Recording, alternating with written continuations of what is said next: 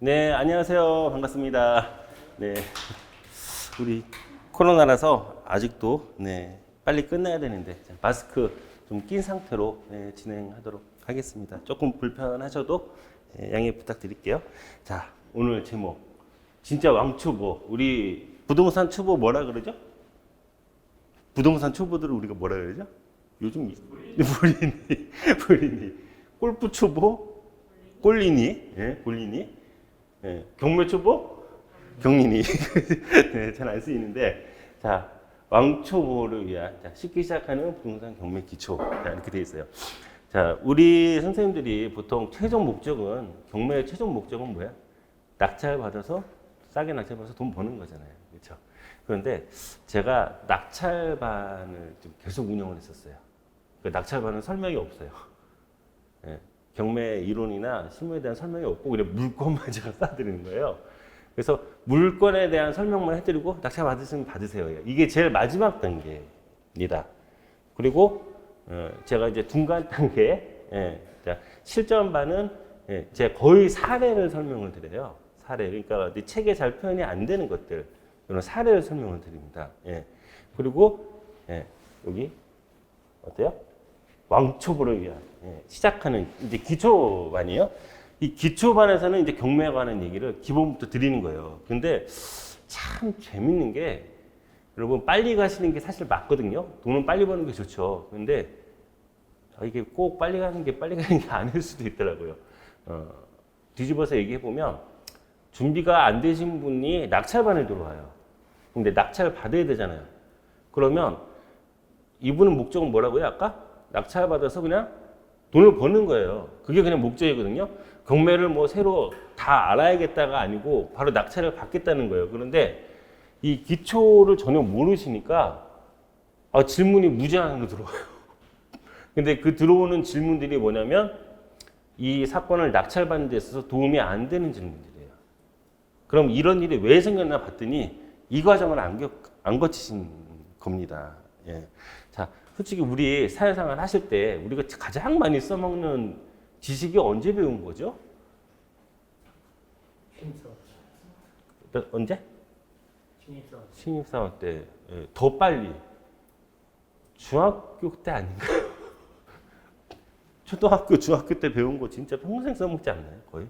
그렇죠. 그래서 그런 생각이 들더라고요. 이거 기초를 한번 잡아놓으면 뭐냐면 평생 쓰세요. 평생. 왜냐면 기초반에서 말씀드린 얘기는 크게 안 변할 거예요. 큰 틀에서 바뀌지가 않습니다. 그러니까 계속 써. 우리 덧셈, 구구단 배운 거, 사칙연산 영원히 쓰잖아요. 영원히. 자, 그런 개념이에요. 그래서 요걸 딱 잡아 놓으시면 그 다음이 너무 쉬워요. 거꾸로 누가 막 실전반에서 질문을 하면 그거는 뭐 기본 과정에서 다 아는 건데 왜 자꾸 질문을 하지? 이런 생각이 드실 수도 있습니다. 자, 그래서 굉장히 그 정리된 내용들이기 때문에 크게 달라질 것도 없고, 크게 뭐 잘못 가르치거나 잘못 이해할 가능성도 사실 별로 없어요.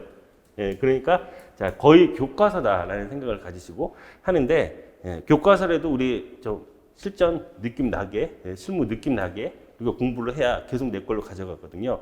그래서 이렇게 차근차근하게 이렇게 오신 기초반 분들, 우리 왕초보 분들 환영하고요. 이 과정 통해서 아주 경매 기초는 싹 닦아놓고 시작했으면 좋겠습니다. 자, 그러면 저는 뭐 BTS 파트너스라고 랜드프로 아주 훌륭한 교수님들하고 같이 만든 회사예요. 여기 제가 대표로 있고요. 자, 오늘 1강인데 오늘 드릴 말씀은 경매 시황과 경매 이해하기. 자, 대충 경매가 뭔지는 아세요. 한번 정리를 해드릴게요. 다음에 시황이라는 게 어떤 건지 정리를 해드리겠습니다. 다음에 평생 써먹는 경매 핵심 이론. 이게 뭐예요? 평생이죠. 평생 써먹는다는 이유는 아까 말씀드렸지? 안 변해요. 변할 가능성 거의 없어요. 그러니까 지금 그냥 여러분 거를 만들어 버리십시오. 가져가십시오. 다음 써먹는 핵심 이론 2. 요거는 조금 실무적으로 같이 말씀을 드리도록 하겠습니다. 자, 요렇게 3시간 진행할 거고요. 자, 제 소개 간단히 드리면 저도 언제 뭐 이렇게 많이 했는지 모르겠어요. 뭘 이거저거 하다 보니까 뭐 이렇게 번잡한데 사실은 제가 먹고 사는 건 이게 뭐 책 쓴 것도 아니고요. 뭐 이렇게 공부한 것도 아니고 자격증도 아니에요. 사실은 이런 회사 다니면서 경력도 쌓지만 실질적으로는 이게 전체 부동산 전 종목을 토지, 상업, 업무, 주거 다 특수물건까지 다 낙찰을 받아서 경험을 했습니다. 그러니까 결국 여러분들이 원하는 건 제가 경험했던 이 실무 지식들을 아는 거거든요. 근데 요거를 그냥 막 설명을 드리면 이해가 안 돼요. 그래서 지금 경매에 관한 기초 얘기를 드리는 겁니다. 자, 요거 하나로 먹고 사는 거예요, 사실은. 다음에 기초반이라도 그래도 조금 연배랑 준비가 되신 선생님들이라서 말씀드리는데 경매는요 나이가 많으면 좋을까요, 적으면 좋을까요? 일하는데 어떤 게 유리할까요? 반반인데. 많은 게 좋을까요, 적은 게 좋을까요? 일할 때. 선생님 요즘 젊은 친구들이 너무 잘하니까 그런데 많은 게 좋습니다. 지금 정말이에요. 정말입니다. 제가 20대부터 해왔고 지금 이제 아직 50은 안 됐는데 저 뭐 20몇 년 지금 계속 하고 있는데요. 경매 전성기는 제가 보기에 5, 60대가 아닌가 싶은데요. 여러분 시간 많죠? 그래서 배워서 잘 써먹으십시오. 왜 그럴까요? 자, 기초는 똑같이 쌓으면 돼요. 그리고 여러분 오늘 공부해 보시면 아시겠지만 생각보다 양이 그렇게 많지 않아요. 그럼 이제 공부는 똑같죠?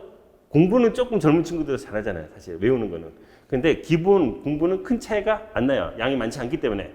결국은 밖에 나가서 여러 가지 경험들을 쌓아가지고 이 경험 가지고 협상을 하는 거거든요.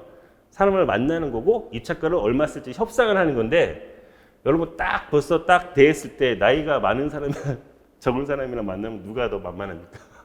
우리나라가. 그렇죠. 경험치가 다르잖아요. 그래서 그러니까 뭐 나이가 어리니까 뭐 못한다 그런 얘기는 아니지만 나이가 어느 정도 있는 분들이 협상하기에 상당히 좋고 유리합니다. 그러니까 아주 계속 나이 들어서 아직 전성기가 안 되셨네요.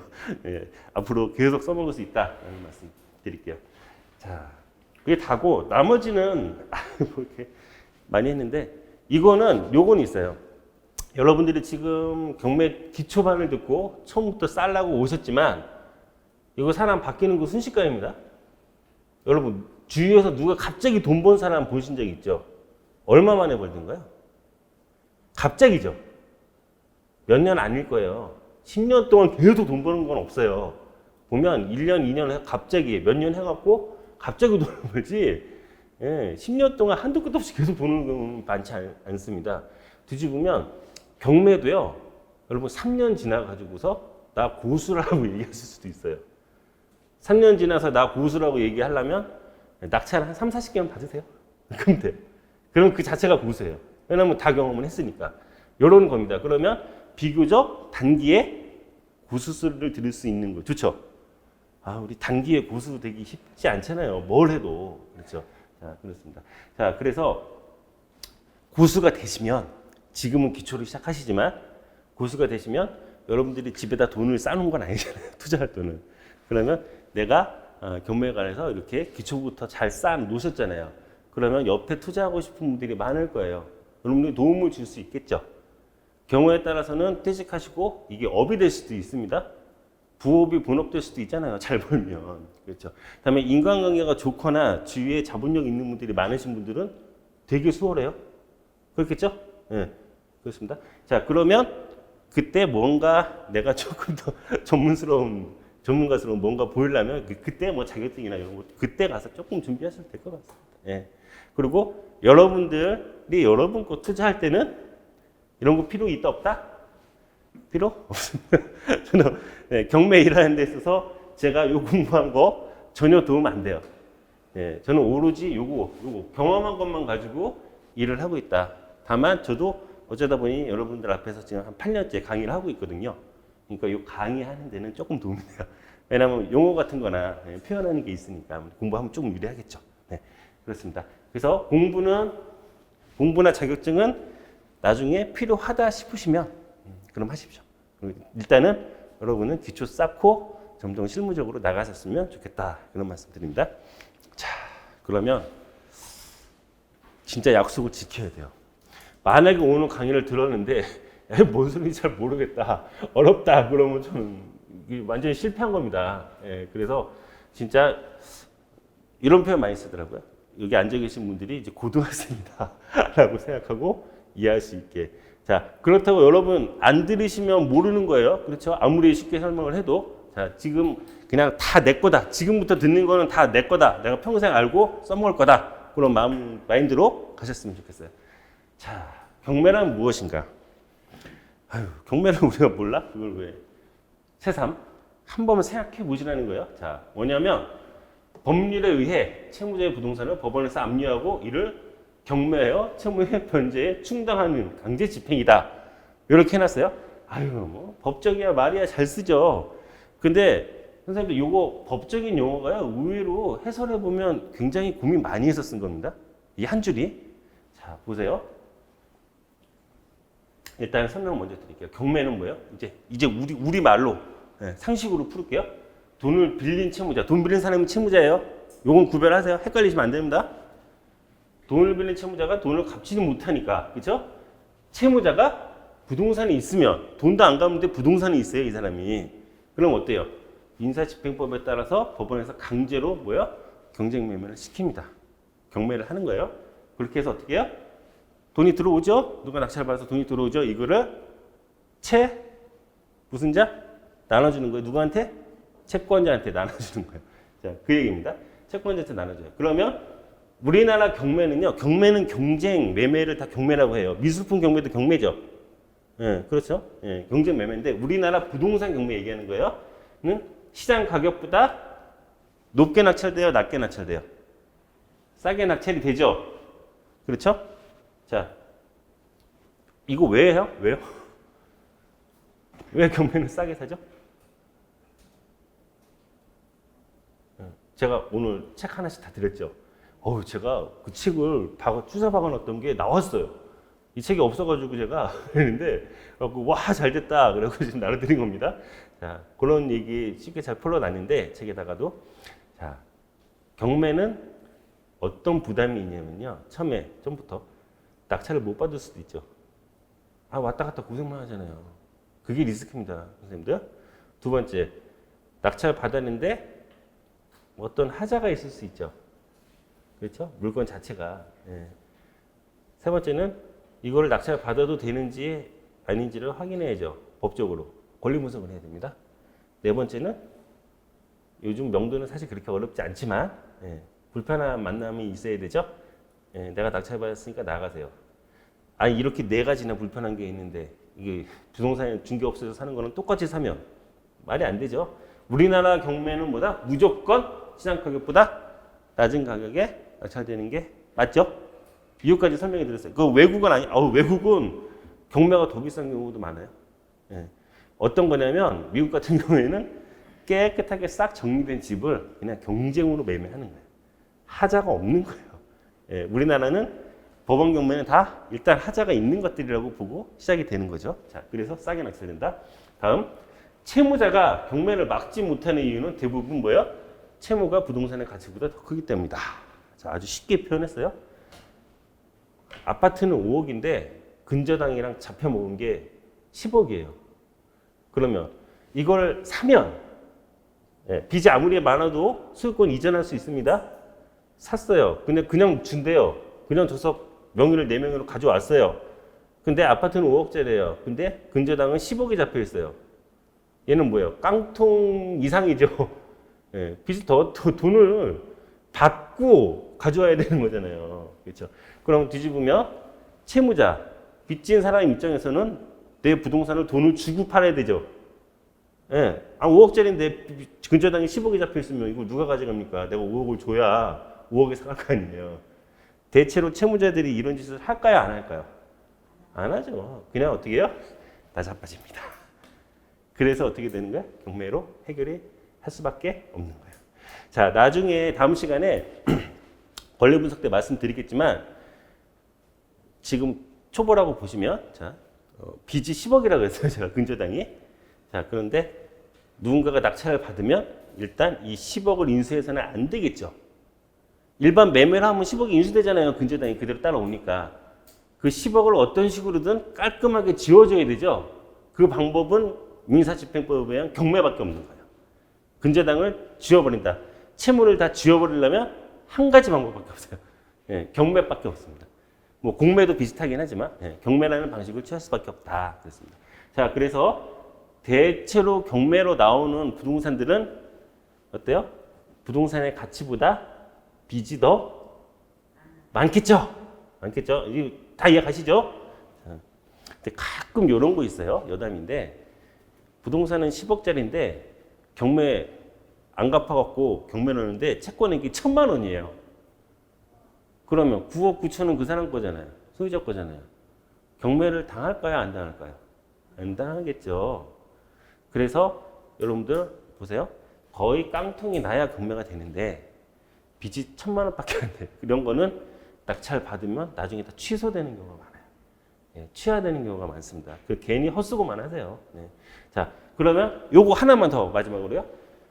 부동산은 5억짜리인데 빚이 4억 5천이에요. 어때요? 경매가 진행이 될 것 같으세요? 안 될 것 같으세요? 어쨌든 5천 여지는 남는 거예요. 자, 부동산은 5억짜리고 빚은 4억 5천이에요. 경매로 날라갈까요? 안 날라갈까요? 느낌상. 예, 그렇죠. 날아갈 수 있습니다. 보면 상식적으로 보면 어떻게 돼요? 어쨌든 빚진 사람은 4억 5천 갖고 5천이 남잖아요. 그렇죠. 근데 이게 어땠을 때 얘기예요? 5억에 당장 팔았을 때 얘기죠. 근데 여러분 갑자기 당장 팔라 그러면 어때요? 사는 사람이 돈을 깎죠. 깎죠. 첫 번째 깎아요. 한 2천만 원 깎아달래요. 그러면 이제 3천밖에 안 남아요. 그렇죠. 그런데 대부분의 부동산 계약이 어때요? 계약금 내고 중도금 내고 잔금 내죠. 예. 그런데 계약금을 주려고 봤더니 계약금을 5천만 원 주는 순간 돈 다 준 거죠. 사는 사람 입장에서는. 빚이 4억 5천이니까. 예, 그렇잖아요. 자, 그러면 계약금을 조금만 줘야 돼요. 중도금, 잔금 하려니까 빚도 많고 불편해요. 그래서 이런 경우에 어떻게 돼요? 5천만 원을 한 번에 주고 그냥 소유권 이전을 바로 해와야 돼요. 일시불로 계약이 됩니다. 이렇게 빚이 많은 부동산들은. 이건 경매뿐만 아니고 부동산 거래할 때 내가 뭐 살려고 그랬는데 다 빚이에요. 예, 10억짜리인데 빚이 9억이에요. 그럼 1억 주면 다 준 거잖아요. 그렇죠? 이런 때는 어때 1억 계약금 뭐 하지 말고 1억 그냥 주면서 그 자리에서 소유권을 갖고 오는 겁니다. 일시불 계약이라 그래요. 이렇게 돼요. 그러니까 보세요. 아까 집은 5억짜리고 빚은 4억 5천이지만 요거를 막으려면 금매로 깎아줘야 되죠. 일시불 계약해야 되는 위험 부담도 있죠. 그리고 가장 핵심적인 거. 자기가 만약에 살고 있잖아요. 그럼 집을 비워줘야 될 거 아니에요. 아니, 소유권 이전 했잖아요. 넘겨줬으면 비워줘야 될 거 아니에요. 갑자기 갈 데가 없죠. 예, 그래서 빚이랑 부동산 가치랑 비슷한 것들은 경매로 진행될 가능성이 어떻다? 높습니다. 예, 이해가시죠? 예, 그런데 만약에 부동산은 5억짜리인데 빚은 1억이다. 아유, 낙찰하지 마세요. 예, 8, 90%가 취소된다. 예, 그렇게 보시면 됩니다. 자, 그러면 우리 설명드리면서 거의 말씀드렸는데 채권자 권리죠. 자, 돈을 받을 권리가 있는 사람 누구죠? 돈을 빌려준 사람이죠. 그렇죠? 다음에 채무자 돈을 갚아야 되는 사람이죠. 그러면 돈을 빌린 사람입니다. 아유, 너무 쉽다고요? 자, 지금부터 잘 보세요. 압류 나왔어요. 압류. 자, 압류 뭐 맨날 듣던 건데 압류 걸어놓으면 뭐 부동산 꼼짝 못하지 뭐 이렇게 하지 마시고 자, 이제 우리 공부를 했으니까 압류라는 건요 압박을 가한다는 뜻이에요. 류는 뭐예요? 흐를 유자예요. 자, 흐름에 압박을 가한다. 소유권에 압박을 가한다. 이런 뜻이에요. 자, 그러면 지금 퀴즈 낼 테니까 맞히세요. 여러분은 초보 강의를 들어보신 거니까 틀리셔도 돼요. 자, 부동산에 압류가 걸려 있으면 매매가 가능하다, 불가능하다. 소유권 이전 등기가 가능하다, 불가능하다. 그렇죠? 예, 가능합니다. 예. 근저당이 100억이 걸려있든 압류가 1000억이 걸려있든 소유권 이전은 가능한 거예요. 그런데 문제는 뭐예요? 소유권 이전한 사람한테 그 권리가 따라오죠? 인수되죠? 예, 그러니까 안 사는 거죠. 자, 그래서 실제로 압류라는 것은 흐름에 압박을 주는 거지만 소유권 이전 자체를 못하게 하는 건 아닙니다. 예, 하지만 그 권리가 매수자한테 사는 사람한테 따라오니까 실질적으로는 어때요? 예, 엄청난 압박이 되는 거죠. 자, 여기 압류인데, 자, 압류, 가압류는 제가 다 설명드릴 거예요. 다음 시간에. 자, 여기 요 한 줄에 이게 다 있어요. 법률에 의해 채무자의 부동산을 법원에서 압류하고 경매여 채무 변제에 충당하는 강제 집행이다. 이게 경매라 그랬죠. 그럼 법률에 의해 무슨 법률? 무슨 법률에 의해 할까요? 예, 민사집행법입니다. 이게 경매의 모법이라고 보시면 돼요. 근데 여러분 보세요. 자, 경매의 모법이 민사집행법이니까 민사집행법을 한번 쫙 공부해 볼까? 그렇게 그럴 필요 없어요. 그러면 시험 보실 거 아니니까. 그렇죠? 예. 민사집행법에서 핵심적인 얘기는 실무에서 이미 다 나와 있습니다. 예. 그래서 민사집행법을 알면 좋지만 처음부터 일일이 다시 공부하실 필요는 없다. 예. 없다. 자, 그렇게 간단하게. 그래서 경매의 모법은 민사집행법이다. 예. 나왔고 법원의 입장을 한번 볼게요. 법원. 자, 우리가 뭐 잘못해갖고 경찰한테 잡혀가면 내가 죄를 졌어요. 피해자야. 그럼 이렇게 기가 죽겠죠. 잘못했으니까. 그렇죠? 좀 잘 봐달라고 그러는 건지 어떤든 기가 죽어요. 그러면 자 보세요.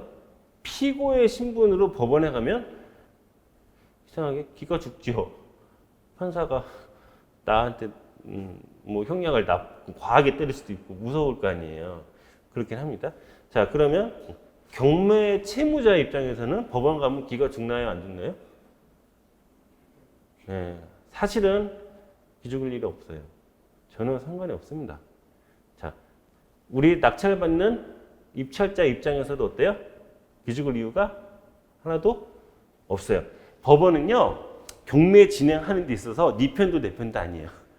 법원은 그래서 자기 스스로 뭐라고 써놨냐면 제3자적 중립이다. 우리는 중립기관이다. 이렇게 써놨어요. 누구 편도 안 들 거야. 그렇습니다. 근데 실질적으로 뭐 잘못해갖고 잡혀가고 그러면 부담이 되지만 경매는 상관이 없다. 없다. 자, 그러면 채권자 편도 아니고 채무자 편도 아닙니다. 아닙니다. 자, 법원은 단지 뭐예요? 신청을 하니까 이거 신청을 접수받아서 경매 개시 결정이라고 좀 이따 말씀드릴 거예요.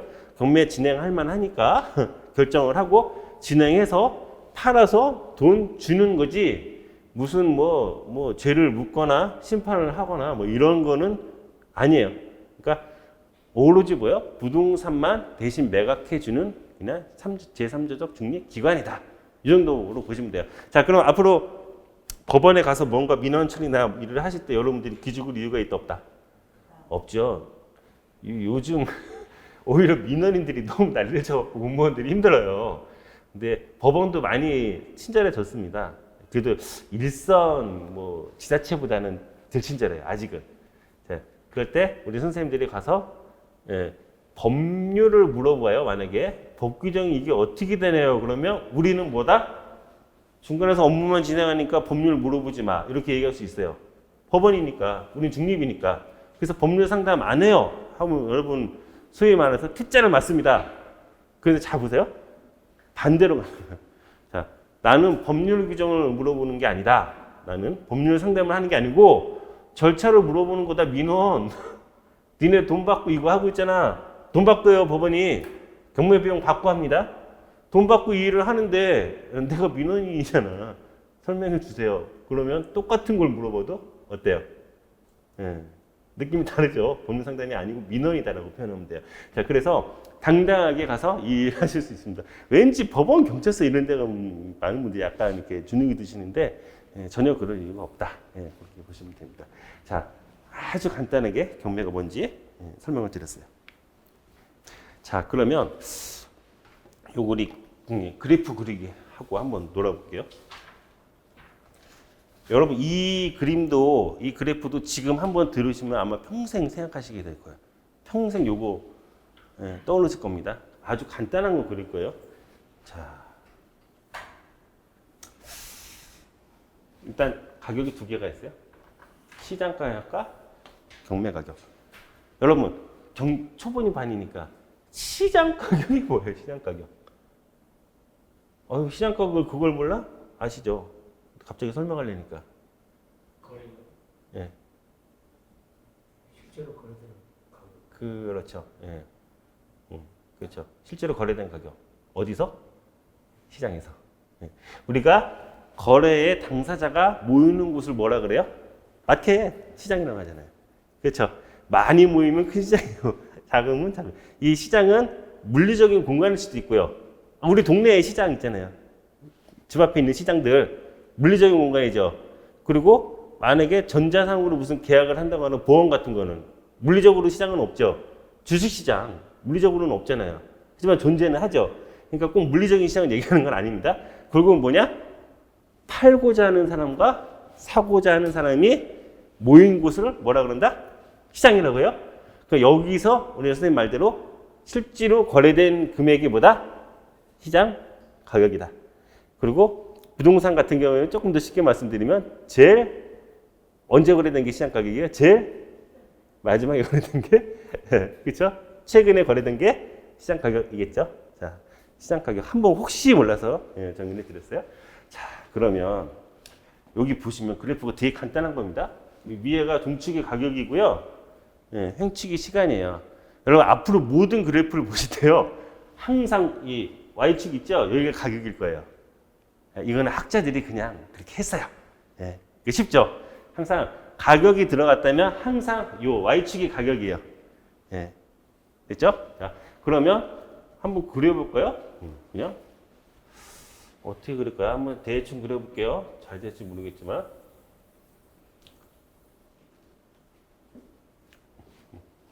그러니까 이게 그래프예요. 자, 부동산 가격 그래프예요.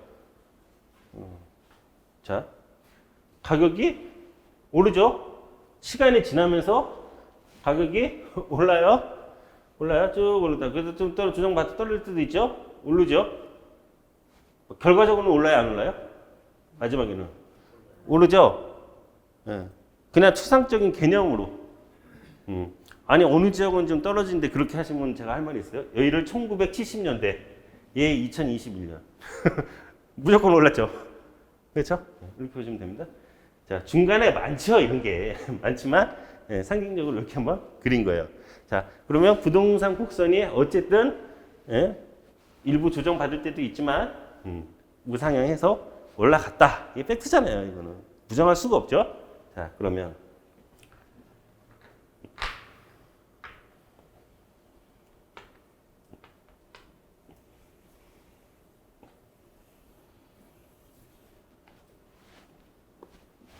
잘 안 그려졌어요.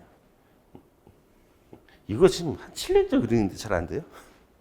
혹시 이 분홍 색깔 뭘까요? 분홍색 곡선은? 예, 경매 곡선입니다. 여기가 조금 마음에 안 드네.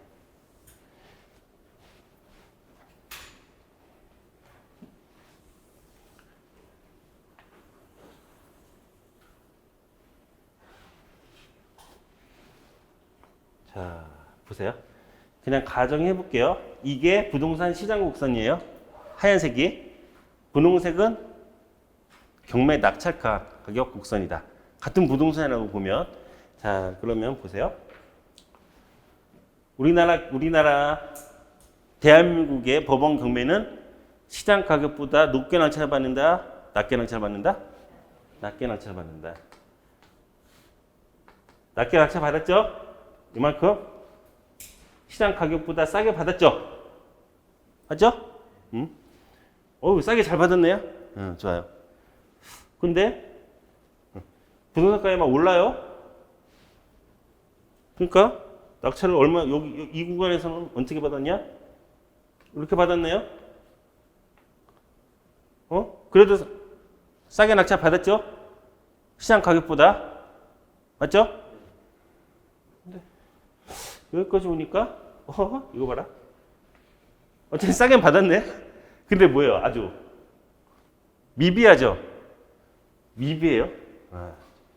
별로 마음에 안 드실 거예요. 마음에 안 드실 거예요. 그러면 어때? 부동산 가격이 오를 때 경매 낙찰 가격도 당연히 오르는 게 맞는데 똑같이 가는 게 아니고 얘가 조금 더 크게 변동을 가지죠. 그렇죠? 자, 이게 왜 그런지 이제 설명을 드릴게요. 여러분 그거 기억날 거예요. 그거 지금이 딱 그 상황이에요. 뭐 솔직히 말씀드릴게요. 우리 경매 기초 하시는 분한테 막연한 희망을 드릴 건 아니에요. 현실은 현실이니까. 자, 현재 시점뿐만 아니에요. 벌써 1년 전부터 아파트 낙찰 받아갖고 아파트 싸게 낙찰 받는 게 가능할까요? 불가능할까요? 네, 거의 어려워요. 네. 한번 낙찰 받으러 가보세요. 열댓 명씩 와요. 네, 금액도 아주 치열합니다. 공방이. 아주 싸게 낙찰 받는 건 거의 불가능해요. 특히 수도권 서울의 아파트는. 현실이에요. 그 전에는 어땠냐? 전에는 좀 싸게 받았어요. 네, 어쨌든 상황이 그렇습니다. 자, 지금 아파트 가격이 어땠어요? 계속 올랐죠. 오르는데 경매 가격은 거의 비슷하게 올라가고 있는 거예요. 그런데 잘 보세요. 여기서 낙찰받은 사람이 보면 여기서 낙찰받은 사람 에이 그거 싸게 사서 뭐하냐 이 생각 들겠죠. 그런데 여기서 낙찰받은 사람이 보면 이건 뭐예요? 아이고 그렇게 하면 뭐하러 경매 받냐 이 생각 들겠죠. 자, 그러면 이 사람들이 바보냐? 보세요. 이 사람들 얼마나 수익을 내는지 볼게요. 자, 부동산을 샀어요. 대부분 기본적으로 몇 년 보유합니까? 사실 얼마 전까지는 1년이었는데 최소한 주택은 이제 2년이에요. 왜냐하면 양도소득세 때문이에요. 우리가 남은 돈의 절반을 세금 내고 그러면 여러분 아까워서 못 팝니다. 그래서 2년만 넘으면 세금이 확 줄어요. 간단히 말씀드리면. 자, 그래서 내가 산 시점과 파는 시점이 분명히 달라요. 그렇죠? 주식처럼 오늘 사갖고 내일 파는 게 아니거든요. 그렇죠? 자, 그러면 이 사람 볼게요. 요때 샀죠? 산 금액은 고정이에요. 내가 뭐 5억에 샀으면 5억 그대로 영원히 5억이죠. 산 금액은 고정인데 시장 가격은 어떻게 돼요? 처음에 요만큼 싸게 샀는데 이 시점에서 팔았으면 얼마에 팝니까? 요 금액에 팔죠. 차익이 어떻게 돼요? 엄청 크죠? 자, 그러면 뭐야? 요만큼은 뭘 이용해서 싸게 산 거예요? 경매를 이용해서 싸게 산 거죠. 경매가 힘을 발휘한 거예요. 그런데 여기서부터 요만큼은 어떻게 수익이 난 거예요? 나는 그냥 그거 경매로 샀는데 시간이 지나면서 가격이 올라가지고 수익을 낸 거죠. 그렇죠? 맞죠? 자, 그러면 결국 시장 가격이 올라가지고 수익이 더 난 거예요. 경매로 내가 5천만 원 싸게 샀는데 이게 1억이 더 올라버렸네. 그래갖고 1억 5천이 남은 거야. 네, 말씀드리면 이 구조가 계속 반복이 되는 겁니다. 자, 그러면 여기서 산 사람 있죠? 제일 바보 같은 사람. 이 사람도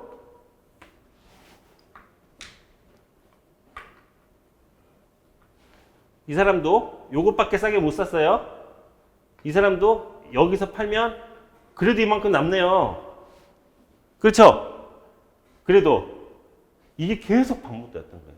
그러니까 경매로 별로 많이 싸게 못 사더라도 이렇게 오름세 시장에서는 사면 자동으로 더 올라주니까 흐름이 더 이득을 얻는 겁니다. 이게 되게 무식한 논리인데 이게 투자 많이 해보신 분들은 잘 알아요. 지금 가격이 오르고 있죠. 그러면 좀 무식하게 할게요. 한 달 뒤에 오를 가능성이 많아요? 내릴 가능성이 많아요? 아이, 그렇죠. 감대로 하세요. 지금 비가 안 오죠. 1시간 후에 비 안 올까요? 올까요? 거의 안 오겠죠. 이게 흐름이라는 거예요. 예. 갑자기 바뀌지 않는 거예요. 진짜 운 없는 사람이 여기서 사는 겁니다. 예. 자, 그래서 가격이 오를 때는 경매 입찰 가격이 막 올라가지고 예, 시장 가격과 비슷하게 막 쫓아가는데 그 당시에 보면 아이고 저 5억짜리 아파트를 3천 싸게 살라고 저 짓을 하네 하지만 지나보면 그게 뭐야? 예, 뭐 1억 5천 2억씩 남게 되는 겁니다. 자, 그래서 이분들이 아파트를 너무 높게 낙찰 받아도 우리가 욕할 건 아니에요.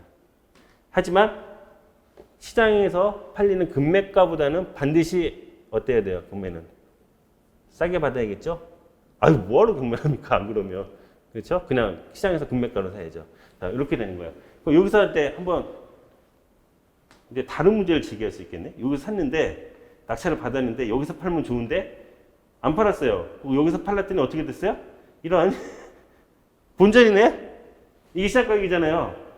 본전이잖아요. 그럼 어때요? 안 팔죠. 시간을 더 끄는 거야. 에이, 여기까지 가. 그럼 어때요? 그럼 이만큼 또 남죠. 우리는 항상 흰선을 봐야 돼요. 시장 가격. 그렇죠? 이게 뭐예요? 시간의 흐름으로 수익을 내는 겁니다. 많은 기업들이 우리가 아는 대기업들도 그렇고요. 예. 부동산으로 돈을 벌었죠.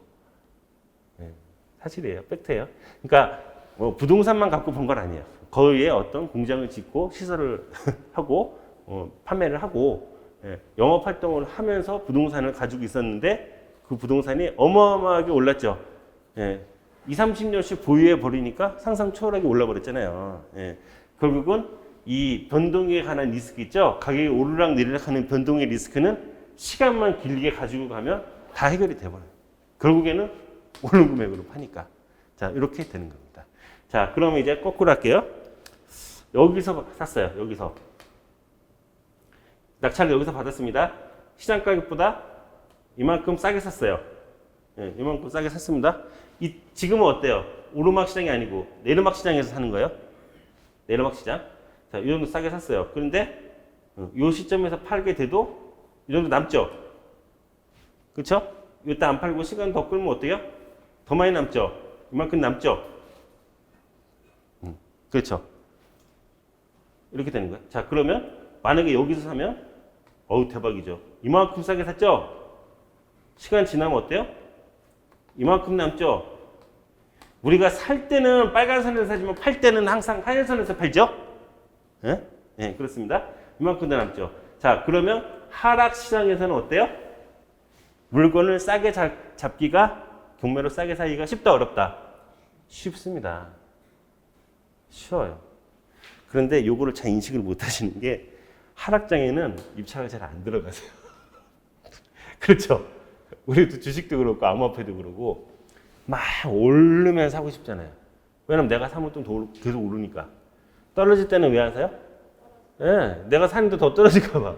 그렇죠? 그래서 여러분 조금 독하게 마음 먹으시면 어쨌든 시간으로만 버티면 부동산 국사는 우상향이다라는 걸 알았잖아요. 그러니까 어때요? 떨어질 때 한번 사보세요. 대신에 가격을 확 후려쳐서 입찰 가격을 넣으세요. 낙찰 된다 안 된다? 됩니다. 이거는 이 곡선은 우리 선생님들 영원히 갈 거니까 지금 이 얘기도 계속 생각하고 계세요. 근데 안타깝게도 오를 때는 어떻게 해요? 싸게 살 수가, 경매로 싸게 살 수가 있다 없다? 많이 싸게 못 삽니다. 어쩔 수 없는 거예요. 자, 그러면 여기서 굉장히 재밌는 게 나옵니다. 경매는 오를 때나 내릴 때나 계속 할 수가 있어요 없어요? 있죠. 네. 오를 때는 어때요? 가격을 세게 써줘야 되고 내릴 때는 확 낮춰서 쓰시면 됩니다. 계속 할 수 있는 거예요. 여러분 시간 되게 많죠? 올라도 되고 떨어져도 됩니다. 우리는. 네. 자, 요게 경매와 시장 곡선이에요. 그래프로. 자, 이해 가셨죠? 자, 그러면 뭐가 이렇게 또 많이 나왔어요? 우리 요즘 뉴스 보면 참 안타까운 게 모든 뉴스의 핵심이 뭐예요? 부동산 쪽이? 아파트죠. 그 지방에 계신 분들은 소용 나겠어요. 아파트 별로 없는 지역에 사시는 분들은 이게 뭔가 싶을 것 같아요. 자, 아파트가 부동산의 대명사가 됐어요. 근데 조금 더 폭을 넓히면 주거용이죠. 주거용 이슈잖아요. 주거용은 사회적 문제하고 같이 물리거든요. 주거 안정하고 물리니까 이게 정책적으로 아주 예민한 부분입니다. 자, 그렇죠? 그래서 기본적으로 우리나라는 주거용 부동산이 전체인 것 마냥 정책도 주거용 부동산 위주로 나와요. 거의. 근데 사실은 주거용 부동산도 우리 전체 부동산 시장의 일부죠. 그렇죠? 그럼 뭐 주거용 말고 뭐 있어요? 상업용, 상업 업무용 있죠. 또 토지도 있고요. 그렇죠? 그것도 한번 분류해 드릴 겁니다. 자, 그러면 이 곡선이 다 달라요. 다 달라요. 자, 근데 지금은 너무 무식한 시장이라 자, 현재 시점에서 한번 그려드릴게요. 여러분 생각하고 만나보세요. 이거 뭐 먼저 할까요? 그냥 주거형 할까요? 주거형 이거잖아요. 그죠? 주거형은 여기 보면 되죠? 이 정도 구간이죠? 더 오를지요. 어떨지는 모르는데 조금 더 오를 것 같긴 해요. 예, 계속 오를 것 같긴 합니다. 많이는 아니더라도 이게 떨어지기가 어려워요. 지금 상황이. 자, 그러면 주거형은 됐고 토지 한번 그려볼까요? 어때요? 토지 가격이 요즘 어때요? 오른다 떨어진다? 그렇죠. 근데 큰 폭으로는 안 오르죠. 예, 그래서 굳이 표현하면 뭐 토지 가격 뭐 이런 식으로 오르고 있다. 오르고 있다. 자, 이거 어따? 토지 오른다. 토지 오른다. 그러면 우리 아까 선생님 얘기하신 대로 상업용이 있어요. 장사하는 점포. 상업용하고 그 빌딩 사무실 같은 거 있죠? 업무용이라 그래요. 요거 같이 그냥 볼게요. 두 개. 상업 업무용. 어떻게 나요? 자, 맞춰보세요. 이거. 1, 2, 3. 어때요? 그러니까, 그렇죠. 예, 선생님들은 다 틀려도 돼요. 예, 기초반이라고 들어오셨으니까. 지금 느낌으로 혹시 2나 3이 아닐까 생각하시는데 1입니다. 1이에요. 예. 근데 괜찮아요. 이거는 항상 틀리셔도 돼요. 왜냐하면 내가 입찰할 때 있죠? 그때만 하면 돼요. 그렇죠? 내가 입찰할 때 지금 상승세인지 하락세인지는 알아야죠. 근데 지금 뭐 내가 뭐 살 것도 아닌데 그 시장 뭐 오른지 내리는지 뭐 그렇게 신경 써요. 우리가 필요 없지. 그렇죠? 자, 상업 업무용이 올라요. 낙찰가 통계가 계속 오르고 있습니다. 지금 의아하실 거예요? 아니 지금 코로나 시대에 좀 뭐가 장사가 된다고 좀 문 닫고 그러는데 가격이 올라, 그죠? 예. 이거 혹시 더 궁금하시면 제 유튜브에도 찍어놨어요. 예. 우리 김박사 경매, 뭐 김박사 부동산 이렇게 치면 저 나오거든요. 예. 요걸 한번 제가 풀어놨습니다. 이 돈이 갈 데가 없어요. 예. 돈이 갈 데가 없어요. 지금 할 게 없어요. 예. 수익 낼 게 없어요. 월세 조금 받으려고 전부 혈안입니다. 예. 그리고 자영업자들 다 망하는데 잘 보세요. 누가 망해요? 건물주가 망해요? 영업하는 임차인이 망해요? 임차인이 망해요.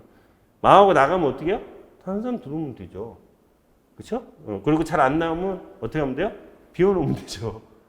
그러니까 뉴스에 속지 마세요. 상가 건물들이 비어있다. 경기가 너무 안 좋다. 장사가 안 된다. 이렇게 보는 거 아니에요. 예. 상가 건물이 비어있다. 아, 월세가 마음에 안 든다. 그냥 비워놓는다. 그리고 누군가 이 월세 낼 사람만 있으면 들어와라. 들어와서 영업 한번 잘 해봐라. 이게 더 가까워요. 지금 팩트가. 예, 그렇습니다. 그리고 요즘 코로나에 대한 희망이 좀 보이죠? 약간 백신도 그렇고 희망이 보이잖아요. 솔직히 말씀드리면 코로나 한창 난리 칠 때도요. 별로 안 떨어졌어요. 요건 제가 올 초에도 말씀드렸어요. 상업 업무 오를 거라고. 다들 전문가들 떨어진다 그러는데 제가 정말 돈이 많이 풀리고 조금만 수익을 내도 하고 싶기 때문에 할 게 없기 때문에 예, 오를 거다. 예, 코로나는 영원한 건 아니기 때문에 오를 거다. 왜 얘기를 해놨어요 제가. 예, 실제로 유튜브 보세요. 네. 봐. 자, 이 그래프가 이런 게 수십 개 나와요. 그 우리가 뭘 그걸 다 그때그때 파악합니까? 우리가 뉴스 할 것도 아닌데 뉴스 뭐 기사 낼 것도 아닌데 선생님들이 살 때 입찰을 할 때 예, 그때만 타이밍을 잘 보세요. 어떤 시장인지. 이게 왜 여러 개 나오냐면 지금 업무용, 상업용 이렇게 했어요. 자, 여기 뭐 공장도 있을 거고 숙박, 리조트는 어렵다 지금. 요즘 리조트는 이거 맞아요. 리조트 어려워요, 그죠? 예, 우리 리조트는 우리가 투자 대상이 거의 안 되죠. 거의 기업들이 하잖아요. 그렇죠? 예, 리조트는 어려워요. 예, 요 정도 느낌. 자, 근데 종목별로도 나오고 이제 또 뭐야? 여기가 어디냐에 따라 다르죠? 서울이냐. 지금 불과 몇 달 전까지는 사실 저기 조금 멀리 지방으로 나가면 가격이 거의 안 올랐었어요, 주택이. 지금은 그 지방 끝까지도 조금씩 다 오르는 분위기예요. 서울이 하도 오르니까. 자, 지역별로 다 다르겠죠? 서울, 뭐 부산. 근데 서울, 부산 비슷하게 갈 겁니다. 어쨌든. 떨어지는 지역도 있죠. 작은 중소도시는 막 떨어져요. 빌라 같은 거 하나도 안 올랐어요. 그런데 오히려 가격 떨어지고 있는 데도 있습니다. 그러니까 지역별로 다르고 어때요? 부동산 종목별로 다르고 다음에 일반 시장 가격 흐름과 경매 낙찰 가격은 항상 이렇게 차이가 나더라. 자, 오를 때는 좀 높게 쓰는 수밖에 없다. 왜냐면 더 오르니까 차익을 더 먹게 된다. 내릴 때는 시원하게 후려 써라. 그래도 낙찰을 받는다. 왜냐하면 더 내릴 수도 있으니까. 하지만 시간만 지나면 크게 먹을 수 있다. 자, 요거 뭐 별거 아닌 것 같지만 선생님들 앞으로 이 그래프 계속 생각나실 거예요. 입찰할 때마다. 그러니까 선생님들이 나중에 입찰하실 때 어느 구간에 있는지를 보고 결정을 하세요. 야, 나는 경매 누구는 65%도 낙찰 받는데 나는 왜 85% 썼는데 떨어지냐? 이걸 떠올리시면 이해 가겠죠? 항상 동일한 게 아닙니다. 물건에 따라서, 다음에 그 지역에 따라서 계속 다 바뀌니까 이 그래프 수도 없이 나와요. 그러니까 결국 선생님들은 내가 입찰할 거, 그것만 잘 파악하시면 돼요. 그때만 잘 파악하시면 된다.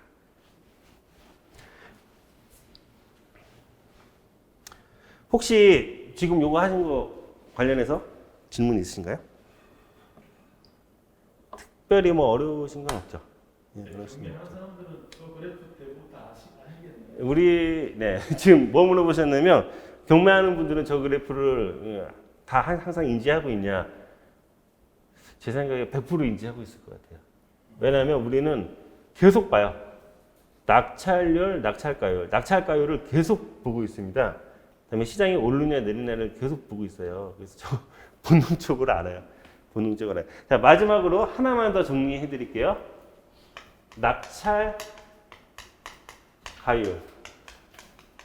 낙찰가율. 낙찰가율은 뭐냐면요. 감정 가격이 있어요. 감정가분의 낙찰 가격이에요. 자, 감정 가격도 뭐 나중에 한번 말씀드릴 건데 경매가 시작될 때 이 부동산이 얼마짜리냐 기준이 있어야 시작할 거 아닙니까? 이 10억짜리인지 8억짜리인지. 자, 그래서 공식적인 가격을 평가할 수 있는 자격증이 감정평가사입니다. 그래서 감정평가사가 평가를 해요. 얼마짜리인지. 자, 그래서 그냥 예시를 하나 할게요. 감정평가가 10억이다. 아유, 요즘 다 써졌어요. 아파트가 많이 올라가지고 예를 들어도 10억이 돼요. 전에 1억 가지고 있는데 자, 10억짜리인데 낙찰을 얼마 받았다? 8억에 받았다. 자, 그럼 얼마입니까? 낙찰가율이 80%. 이거예요? 사실 이걸만 아시면 돼요. 낙찰률도 있는데 낙찰률은 전체 경매 물건이 나온 것 중에서 몇 프로가 낙찰되냐는데 그거랑 얘랑 거의 비슷해요. 비슷하게 가고 우리한테 중요한 건 낙찰가율이에요. 그런데 우리 나중에 미리 한번 말씀드려놓으세요. 우리한테 진짜 필요한 건 이 그래프가 나왔으니까 얘기해요. 결국은 시장 가격이 얼마고 낙찰 가격이 얼마나의 싸움이잖아요, 우리가. 그래서 차익을 얼마나 먹느냐, 요거잖아요. 자, 그러면 진정한 낙찰 가격은 뭐예요? 얘를 뭘로 바꾸면 돼요? 이거 맞추시면 오늘 첫 시간 합격. 그렇죠, 시장 가격입니다. 시장 가격. 네, 맞습니다. 그래서 우리가 나중에 경매를 입찰할 때 열심히 가서 조사를 해요. 뭘 조사해요? 그 부동산이 얼마짜리인지를 조사합니다. 가격이 얼마짜리인지를 열심히 조사해요. 그러면 80%를 끝나는 거예요. 이거는 알면, 시장 가격만 알면 내가 몇 프로 싸게 서서 낙찰을 받느냐가 다 판단이 되는 거니까. 자, 이렇게 되는 겁니다. 자, 첫 시간 이렇게 마치고요. 저희 한 10분 쉬었다가 두 번째 시간 하겠습니다. 수고 많으셨습니다.